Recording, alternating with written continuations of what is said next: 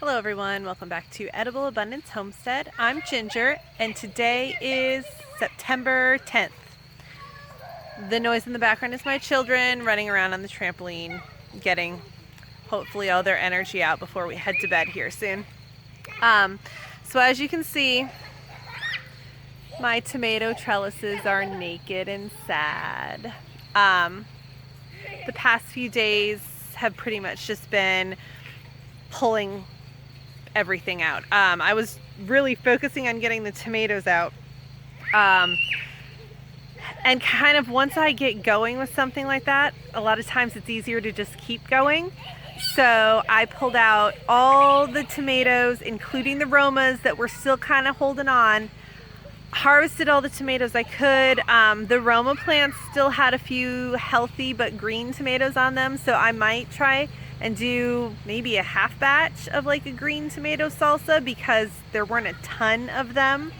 I have to take a look at what I have. But anyway, so we kind of got going and the melons are gone too. We had a few melons hanging on, but it seemed like they didn't have very good flavor. And like, once my husband and I were out here tearing stuff out, he was like, let's just pull out the lawnmower and just take down all, because this melon area was covered in huge tall grass and weeds.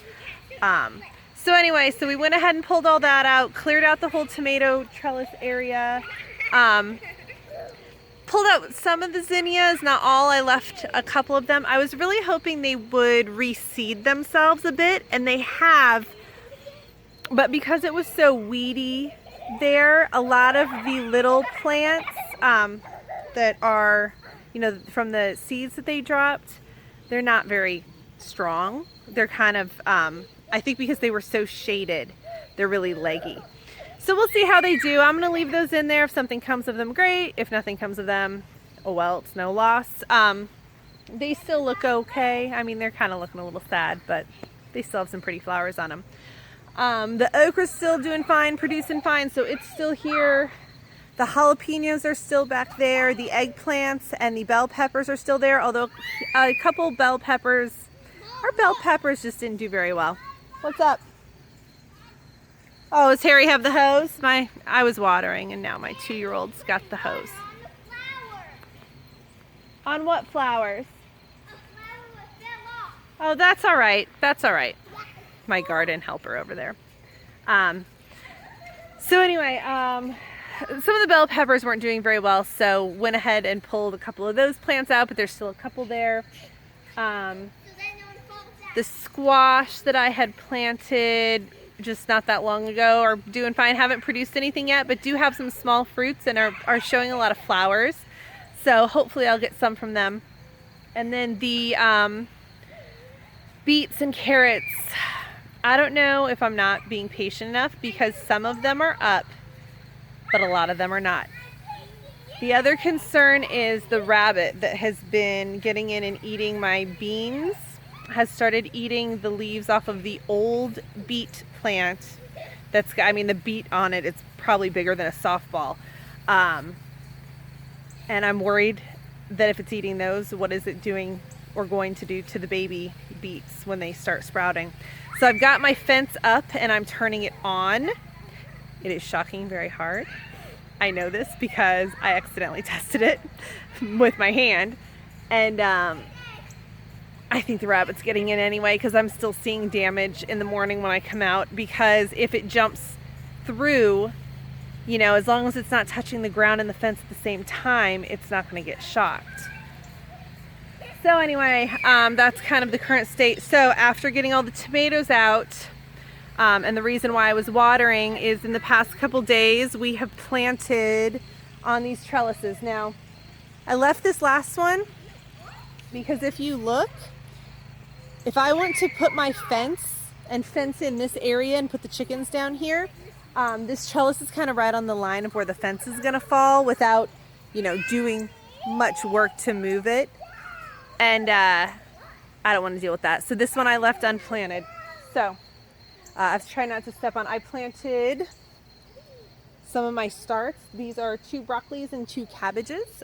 They're tiny, but I was kind of just having a tough time keeping up with keeping them watered. So they should have come out. Anyway, all right, this trellis. So all the trellises, I planted peas on this side.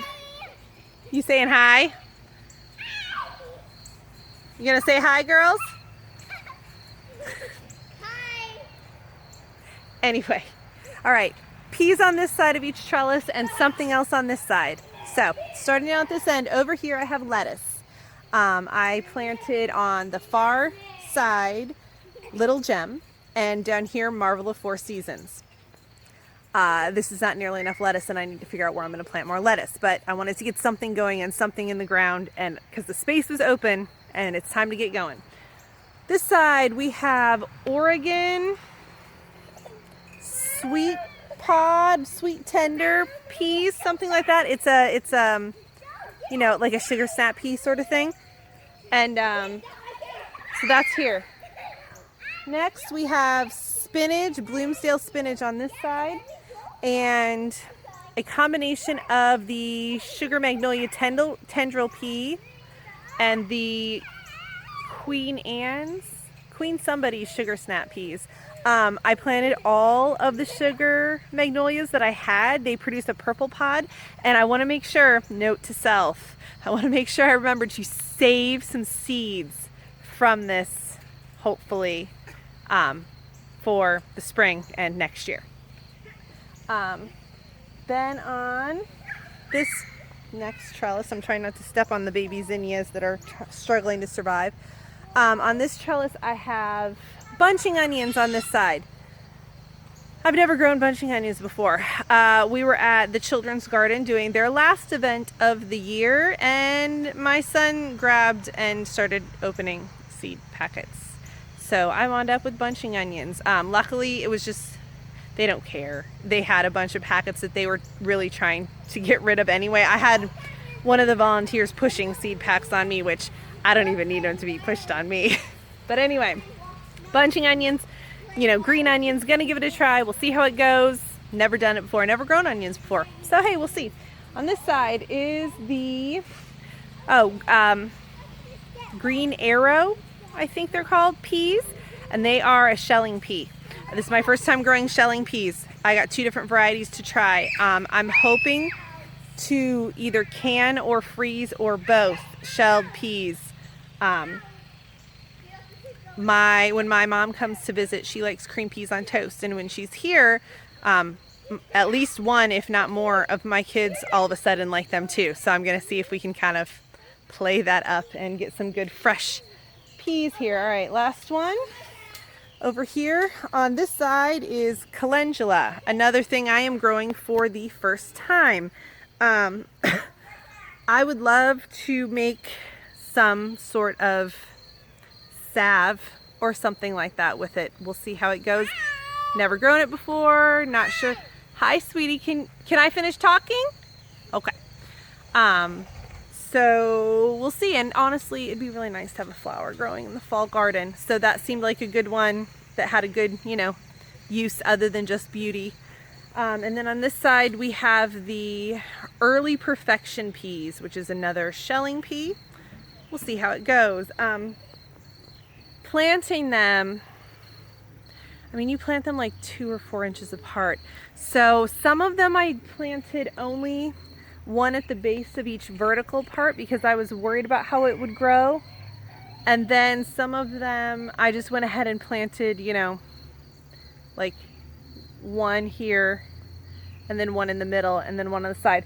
So we'll see, because these are such big holes in this cattle panel, I'm kind of curious how they're going to do growing up it. I think it'll be fine, but you know, we'll see. Never done it before, trying it. I think it's also gonna be nice to have a legume planted where my tomatoes were. I mean, any little thing to help, you know, amend the soil after a heavy feeder like a tomato's been here is, I think, a good idea. So I'm really hoping that this works out, because this is definitely something I would do every year, you know, follow tomatoes because they come out at just about the right time to plant the peas. Also, I planted the rest of my brassica starts. I don't have the highest hope for them, but I have cauliflower here and some broccoli over here. I had not great germination success, so I do have a couple more seeds that have not sprouted in pots. It's getting pretty late, and like I said, I don't have high hopes. I have such a hard time growing cauliflower, cabbage, broccoli, that kind of thing, which is unfortunate because it's something that we really like to eat. I did okay this past spring, but boy, I sure would like to grow them in the fall. So anyway, that's gonna be it for tonight because I'm pretty sure we need to start the bedtime routine. I've still got we'll see what happens in this area with the rabbit. I don't know. I'm kind of worried this rabbit, who wasn't bothering anything all year, is all of a sudden going to cause me big problems in my fall garden because I'm planting things that rabbits love too. It's all these greens and stuff. The area of radishes, I pulled up a couple radishes the other day and they have no root at all. I'm going to have to get in there and thin them in some way, or I'm just going to end up with a lot of, radish greens and no roots. The noodle beans are pretty much done. Actually, that's going to be the next thing to come out. The cucamelons back there are doing fine. I'm, picking a handful of cucamelons every day. I started a batch of refrigerator pickles with them because I never really have enough to do a... Okay, I'll be right there. Clearly I have to go. I never really have enough to do a full batch of pickles. So what I did is I got the brine and I tossed in what I had and I put it in the fridge, and every time when I pick some, I just keep adding to that brine. So, they're not all gonna be the same level of pickliness, but I think they'll be good anyway. I gotta run. Thank you so much for watching.